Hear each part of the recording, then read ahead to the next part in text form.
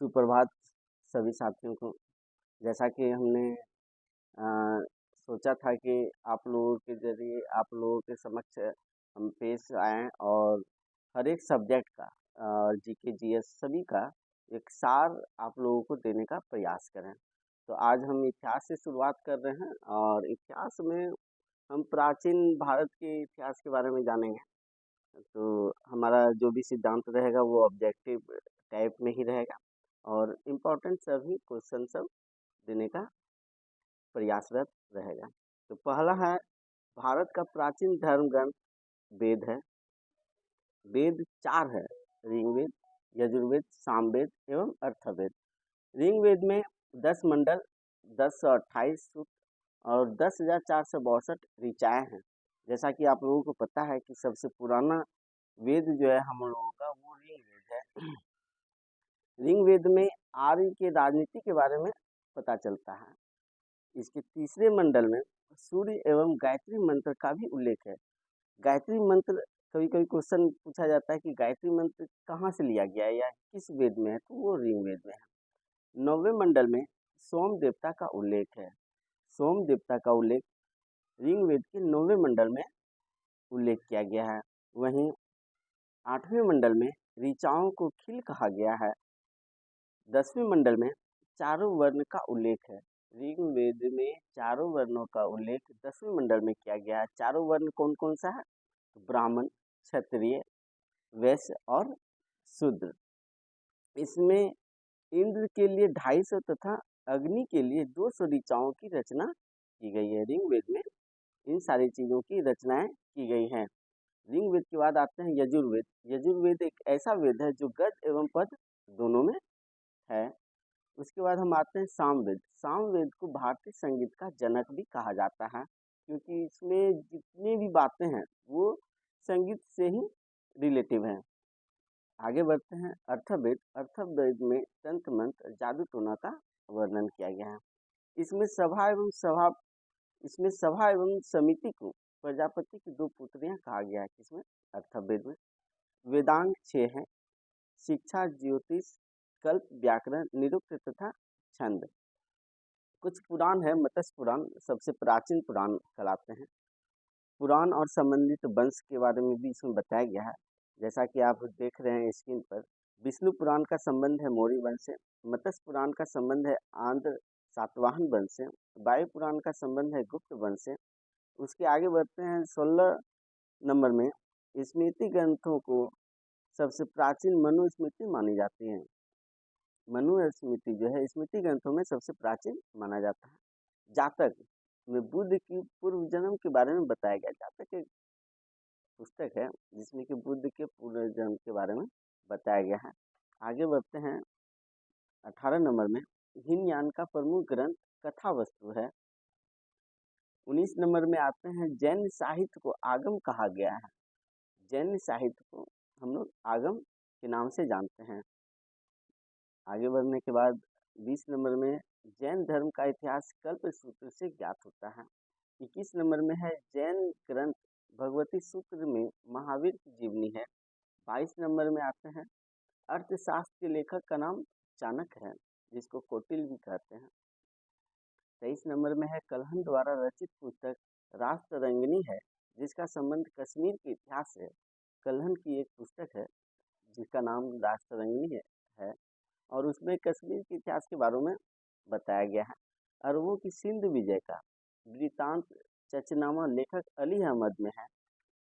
जब हमारे देश में अरब ने सिंध पर जब विजय हासिल की, उसका वृतांत जो है वो चचनामा में अंकित है और उसके लेखक अली अहमद थे।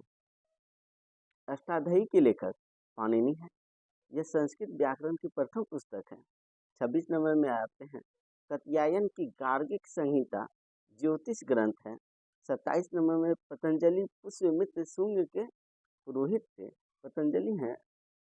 पतंजलि जो थे वो पुष्यमित्र शुंग के पुरोहित थे। आगे फिर 28 नंबर में आते हैं टेशियस ईरान का राजवेद था। 29 नंबर में आते हैं हेरोडोटस को इतिहास का पिता कहते हैं।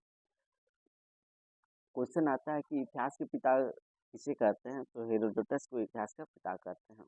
आगे, मेगास्थनीज सेल्यूकस निकेटर का राजदूत था। यह चंद्रगुप्त मौर्य के दरबार में आया था। इसकी प्रसिद्ध पुस्तक इंडिका थी। मेगास्थनीज की पुस्तक का नाम इंडिका था। किसके शासनकाल में आया था, तो वो चंद्रगुप्त मौर्य के शासनकाल में आया था। डायमेकस बिंदुसार के दरबार में आया था। डायमेकस बिंदुसार के दरबार में आया था। डायोनिसियस अशोक के दरबार में आया था। टॉलमी ने भारत का भूगोल नामक पुस्तक लिखी। ये जितने भी आप देख रहे हैं ये सारे के सारे लेखक थे। टॉलमी ने भारत का भूगोल नामक पुस्तक लिखी। क्वेश्चन रहता है भारत का भूगोल नामक पुस्तक किसने लिखी, तो टॉलमी ने। नेचुरल हिस्ट्री नामक पुस्तक किसने लिखी, तो प्लिनी ने। हायान चीनी यात्री समुद्रगुप्त द्वितीय के दरबार में आया था। हायान एक चीनी यात्री था जो कि समुद्रगुप्त द्वितीय के दरबार में आया था। अब आगे बढ़ते हैं। 36 नंबर में ह्वेनसांग हर्षवर्धन के शासनकाल में भारत आया था। उस समय नालंदा विश्वविद्यालय के कुलपति आचार्य शीलभद्र थे। ह्वेनसांग हर्षवर्धन के शासनकाल में आया था। हर्षवर्धन 6वीं शताब्दी के राजा रहे थे और उसी के शासनकाल में ह्वेनसांग आए हुए थे, चीनी यात्री थे। आगे 37 नंबर में इसिंग 7वीं शताब्दी के अंत में भारत आया था। 38 नंबर में है अलबरूनी महमूद गजनवी के साथ भारत आया था। उसने तहकीक-ए-हिंद भारत की खोज पुस्तक की रचना की। अलबरूनी जो है वह महमूद गजनवी के साथ भारत आया हुआ था। 39 नंबर में आते हैं तारानाथ तिब्बती लेखक था। इसने कंगूर तथा तंगूर नामक ग्रंथ की रचना की। मार्को पोलो 13वीं शताब्दी में पांड्य देश की यात्रा पर आया था। 41 नंबर में है 1400 ईस्वी पूर्व के अभिलेख बोगाज कोई एशिया माइनर से वैदिक देवता मित्र, वरुण, इंद्र और नासत्य के नाम मिलते हैं। 42 नंबर में है सर्वप्रथम भारतवर्ष का जिक्र हाथी गुफा अभिलेख में है। 43 में है हुन आक्रमण की जानकारी भीतरी स्तंभ में है। सती प्रथा का प्रथम साक्ष्य एरन अभिलेख में है। रेशम बुनकर की जानकारी मंदसौर अभिलेख में है। अभिलेखों का अध्ययन इपिग्राफी कहलाता है। ये जो हम अभिलेख की बात कर रहे हैं कि भीतरी स्तंभ की जानकारी में क्या है, तो हुन आक्रमण के बारे में बताया गया है। एरन अभिलेख में क्या है, तो सती प्रथा के बारे में बताया गया। मंदसौर अभिलेख में क्या है, तो रेशम बुनकर के बारे में बताया गया। तो अभिलेख का जो अध्ययन जो किया जाता है उसको हम लोग क्या कहते हैं, इपिग्राफी कहते हैं। न पाषाणिक पुरा स्थल बुर्जहोम से गड्ढा घर का साक्ष्य मिला है, यानी ये आपका राजस्थान का है न पाषाणिक पुरा स्थल। वहाँ पे बुर्जहोम होते थे जो कि घर जो बने होते थे वो गड्ढों में तब्दील हुआ करता था और वहाँ पहुँचने के लिए सीढ़ियाँ लगी रहती थी। प्राचीन सिक्कों को आहत सिक्के कहते हैं। समुद्रगुप्त संगीत प्रेमी थे, वे बीना बजाते थे। इसका साक्ष्य भी उनके सिक्कों से प्राप्त होता है कि समुद्रगुप्त बीना बजाते हुए उसके सिक्के प्राप्त हुए हैं, जिससे कि पता चलता है कि वो समुद्रगुप्त क्या थे, संगीत प्रेमी थे। अरिकमेडु से रोमन सिक्के प्राप्त हुए हैं।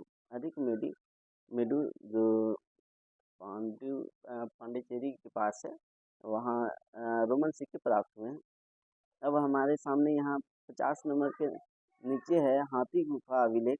कलिंग राज खाखेल शासनकाल में हुआ। जूनागढ़ अभिलेख रुद्रदामन के शासनकाल में आया। नासिक अभिलेख गौतमी बलश्री के शासनकाल में आया। प्रयाग स्तंभ लेख समुद्रगुप्त के शासनकाल में आया। ऐहोल अभिलेख पुलकेशिन द्वितीय के शासनकाल में आया। मंसूर अभिलेख मालवा नरेश यशोधर्मन के शासनकाल में आया। ग्वालियर अभिलेख प्रतिहार नरेश भोज के शासनकाल में आया। भीतरी एवं जूनागढ़ अभिलेख स्कंदगुप्त शासनकाल में आया। देवपारा अभिलेख बंगाल शासक विजयसेन के शासनकाल में आया। विशेष आज हम इतना ही दे पाए हैं, बाकी और नेक्स्ट क्लास में दिया जाएगा। धन्यवाद। चैनल को सब्सक्राइब करें, शेयर करें और लाइक करें। और यह मेरा पहला प्रयास है और धीरे धीरे इसमें और भी प्रोग्रेस किया जाएगा। बस आप लोगों का साथ रहे। धन्यवाद।